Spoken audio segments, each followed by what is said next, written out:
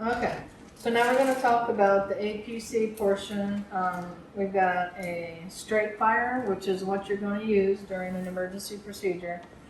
And I'm going to show you a circumferential fire that, just so you know that you're not going to use because.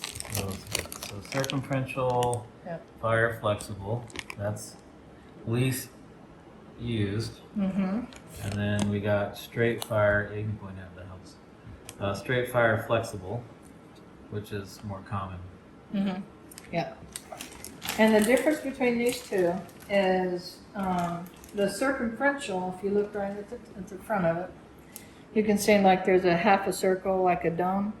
What happens when the cautery goes through that, it goes through the coil, and then when it gets to the dome, it sends out a circular amount of fire. So it goes out in a big circle. This is good for if you're doing, if they have like a lot of AVMs, arterial venous malformations, or you might do that for another procedure that's not urgent, like hemorrhoidal type of issues and stuff like that. Radiation proctitis. Anyway, these look very, very similar. You're not going to grab the circumferential. You're not going to do that one. You're going to grab the straight fire. The straight fire, the reason why they call it straight fire is because the cautery, the electricity comes right out the front. So straight, and that's the only place it goes. It does not go the right or the left or circular or anything like that. It's a straight fire. The circumferential, when it comes out in a circle, and you kind of you don't even know really entirely where it's going to go. It just goes out in a big spread. The straight fire, because it's so condensed and pinpointed, it comes out and it's got more, it's the same amount of electricity, but it is more pinpointed. This one is going to spread out and it's less concentrated because it's circled and spread out on the circle. But this is the one you're not going to use. I'm only showing you this to you so you know not to grab that one. You're not going to want that. This is not going to be in the bleed box. But it may end up in there sometime, possibly, whatever. But the straight fire is what you're going to use, okay? So I'm going to put those in here. And in the back, you can see them. They look identical. They look exactly the same. They're very easy to get mixed up. You're just going to have to read it and say straight fire or circumferential, okay? So this is one of our APCs. This is the same thing.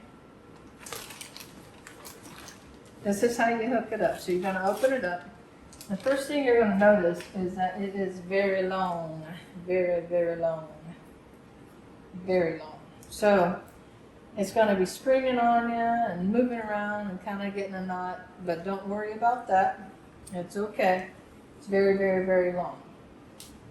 So if you look at the very end of it, you notice it's got the arch in the middle and things like that, that plug-in. It goes into one spot and one spot only, and that's going to be down here.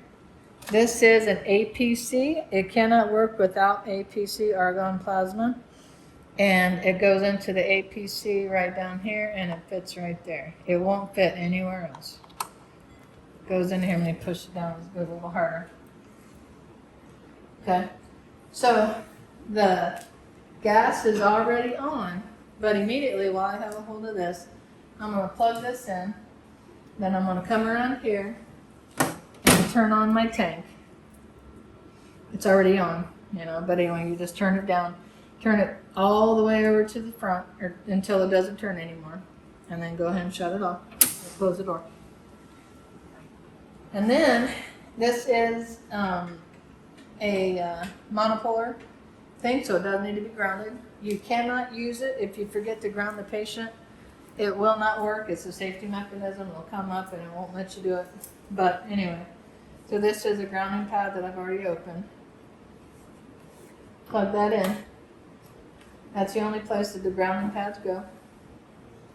We're going to pretend like it's attached to the patient. So at this point, we've got the APC plugged in. We've got a grounding pad on. And we've got the APC gas, argon plasma gas on. So at this point, there's this little checking device here. It's not required. I've used a lot of these Irbies, and so you do not have to do this. But some docs will want you to check it. So what you do is you unplug the grounding pad and then plug this in right there.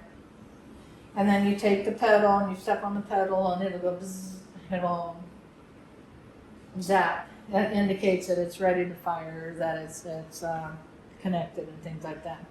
It is not required. I've never used it other than here, so kind of don't worry about it. Because if it's not working, it's not going to work.